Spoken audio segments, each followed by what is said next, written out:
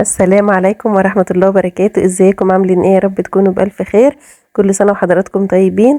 هنعمل مع بعض النهاردة انجح وصفة للقطايف، هتطلع معاكي ناجحة وجميلة جدا وهتبقى مقرمشة معاكي، واوعدك ان انتي مش هتبطلي تعمليها بالطريقة دي. هعملها معاكم بكل تفاصيلها من الالف الى الياء، هعرفك ازاي تنجح معاكي حتى لو اول مرة بتعمليها. هعرفك ازاي تطلعي المسامات بتاعتها كلها كده قد بعضها، وكمان ازاي تكون مقرمشة معانا حتى لو قعدت معانا لتاني يوم. وكمان هقولك ازاي تفرزيها. القطايف مش بتتفرز خالص وهي عجين، انا هقولك على الطريقة الصح اللي تقدري تخزنيها بيها او تفرزيها. شايفين الجمال؟ حاجة كده ما شاء الله. يلا نسمي الله ونصلي على الرسول ونشوف عملناها ازاي. بس اهم حاجة ما تنسوش تعملوا لايك للفيديو. اول حاجة هنعملها هي الشربات.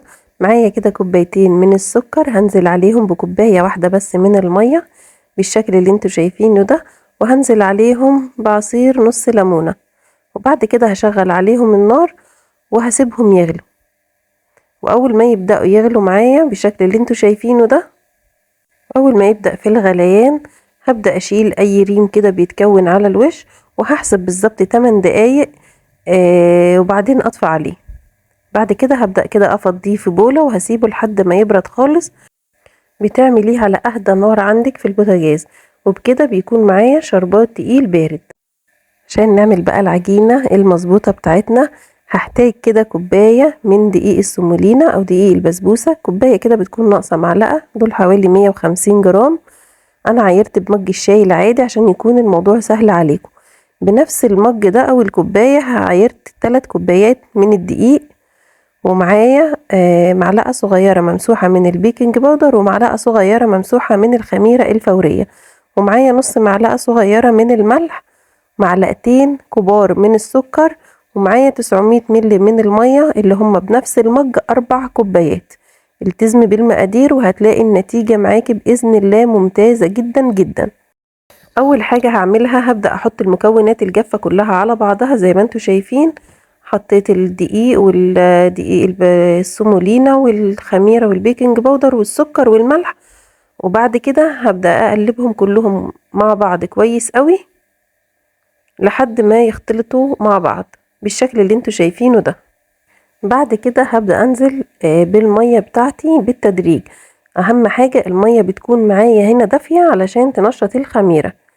هبدأ أنزل بمقدار المية، هي العجينة هتاخد كل مقدار المية اللي معايا اللي هم 4 كوبايات. هبدأ كده أقلبهم كويس قوي بالشكل اللي انتوا شايفينه ده، وده بيكون قوام العجينة. أنا هاخدها هضربها في الخلاط عشان أتأكد إن هي ما فيهاش أي تكتلات، وده بيكون القوام بتاعها بيكون أخف من الكيك وأخف كمان من سلطة الطحينة. بعد بقى ما ضربتها في الخلاط بالشكل اللي انتوا شايفينه ده، هبدأ انزل بمصفى عشان اتأكد ان هي ما فيهاش اي تكتلات. زي ما انتوا شايفين القوام بتاعها مظبوط جدا، هو ده القوام المطلوب. تقدري تحطي المكونات كلها بتاعتك في الخلاط من البداية وتضربيها مرة واحدة. شايفين الخليط بتاعها قوامه مظبوط جدا زي ما انتوا شايفينه، والحمد لله ما كانش فيها اي تكتلات. هبدأ بقى اغطيها كده بالاسترتش زي ما انتوا شايفين، وهسيبها 10 دقايق بس ترتاح. انا مش عايزاها تخمر عشان تطلع معايا نتيجة حلوة جدا. 10 دقايق بس وهبدأ اشتغل فيها.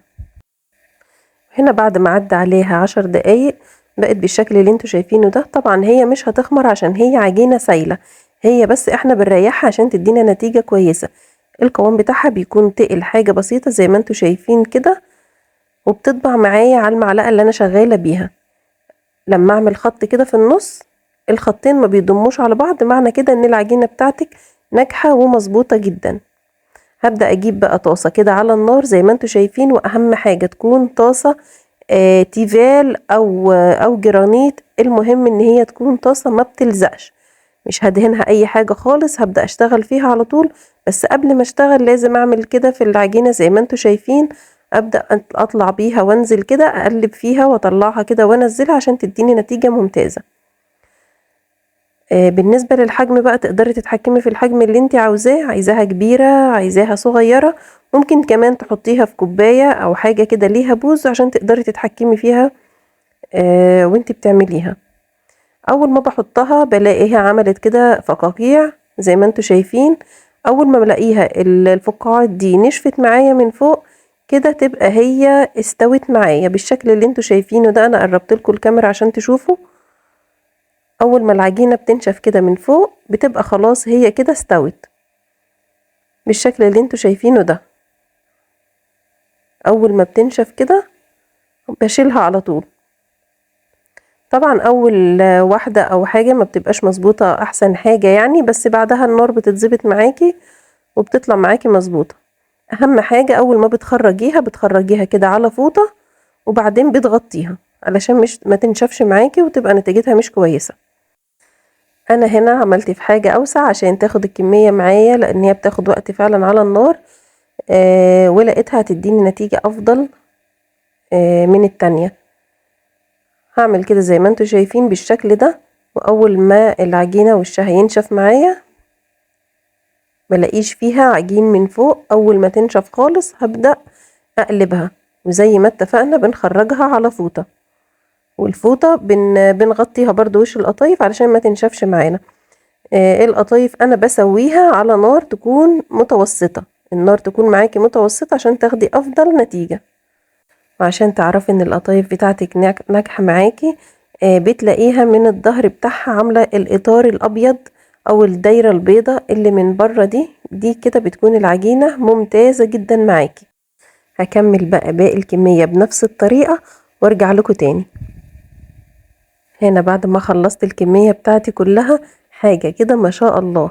المسامات كلها قد بعضها زي ما انتوا شايفين، واللي عاملة الاطار الابيض بتاعها اللي بيكون من على الحرف ده، وده سر من اسرار نجاح عجينة القطايف معاكي. شايفين المسامات كلها قد بعضها والعجينة طرية جدا. وكمان لما تيجي شايفة الاطار الابيض اللي من بره ده، وكمان لما هتيجي تقفليها هتتقفل معاكي بكل سهولة وعمرها ابدا ما هتفك منك بالشكل ده. وكمان الكمية اللي انا عملتها دي عملت لي اكتر من كيلو قطايف، يعني كمان هيكون التوفير حاجة كده نظافة وجمال مفيش بعد كده. يلا بقى نشوف هنحشيها ازاي مع بعض. بالنسبة للحشوة بتاعتنا بقى انا جبت سوداني كده مجروش، يعني ضربته نص ضربة كده في الكبة، وجوز هند وزبيب ومعلقة واحدة بس كده من السكر، وممكن تستبدليها بالعسل الابيض او بالسيرب التقيل اللي احنا عملناه بتاع القطايف. هبدأ كده اقلبهم مع بعض كويس اوي بالشكل اللي انتوا شايفينه ده.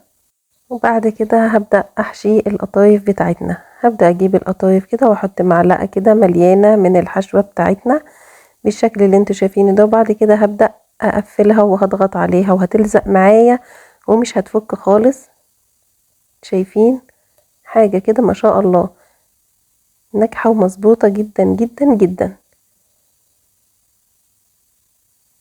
العجينة معايا طرية، المسامات كلها قد بعضها، واخدة الاطار الابيض اللي هو الخارجي للقطايف، وبتتقفل بكل سهولة. العجينة مش ناشفة ولا حاجة زي ما انتوا شايفين، بتتقفل معايا اول ما بقفلها. انا هعمل كل الكمية اللي معايا بنفس الطريقة. بالنسبة للقطايف تقدري برضو تحشيها جبنة، تقدري تحشيها حد او تبقى بالجبن، تحطي جبنة عليها زعتر او حبة البركة وبتقفليها. بالنسبة بقى للتفريز القطايف بتفرزيها في المرحلة دي، ما ينفعش تفرزيها خالص وهي عجينة. بتفرزيها بتحشيها والكمية كلها اللي انت عاوزاها وتحطيها في الفريزر. تمام. ولما بتخرجيها وهي مجمدة على طول وبتقليها في الزيت. تمام. انا كده هقلي معاكو شوية. زيت على النار، بيكون النار متوسطة وبيكون الزيت درجة حرارته متوسطة. بلاش ان الزيت يكون درجة حرارته عالية قوي علشان القطايف ما تاخدش لون بسرعة وبعد كده تطرى معاكي. انا عايزة الزيت يكون سخن بس درجة الحرارة تكون متوسطة. واول ما انزلها كده في الزيت بالشكل اللي انتوا شايفينه ده بستنى عليها لحد ما تبدأ تاخد لون، وبعد كده ببدأ اقلبها زي ما انتوا شايفين كده بالظبط. واول بقى ما تاخد معايا اللون الذهبي الجميل اللي احنا كلنا عارفينه هبدأ بقى اخرجها. شايفين حاجة كده ما شاء الله. هبدأ كده اخرجها على طول على الشربات البارد اللي احنا عملناه. هديها كده تقلبتين، يعني اقلبها كده يعني حاجة بسيطة، وبعد كده هخرجها على مصفى عشان تصفي الشربات اللي فيها كله او العسل بتاعها بالشكل ده. هتفضل مقرمشة معاكي لحد اخر واحدة. وزي ما اتفقنا احنا بنفرزها بنحطها في الفريزر محشية. اوعوا تحطيها ابدا وهي عجين، لو حطيتيها وهي عجين وخرجتيها هتتكسر وتتقطع منك وهتبوظ منك. اعملي الكمية اللي انت عاوزاها، وبعد كده احشيها ورصيها كده في طبق، ويكون عليه مثلا كيس من اكياس التلاجة، ولما تخرجيها وهي مجمدة على طول بتحطيها في الزيت على طول، ما بتسيبهاش تفك. تمام، وهتطلع معاكي اكن انت بتكوني لسه عاملاها دلوقتي. شايفين القطايف بعد ما خرجت معايا من الزيت حاجة كده ما شاء الله مقرمشة جدا، ولو فضلت معاكي لتاني يوم هتفضل بنفس القرمشة. شايفين انا بخبط عليها ناشفة جدا ومقرمشة ومظبوطة جدا وما فتحتش خالص معايا في الزيت. شايفين الجمال؟ اللهم بارك، حاجة كده مظبوطة وناجحة ومن اول مرة. يلا بقى جربوها بطريقتي وهستنى رأيكم في الكومنتات، بس يا ريت ما تنسوش اللايك. لو عجبكم الفيديو ما تنسوش تعملوا لايك وتشتركوا في القناة وتفعلوا الجرس على الكل عشان يوصل لكم منه كل جديد. اشوفكم الفيديو الجاي بألف خير، مع السلامة.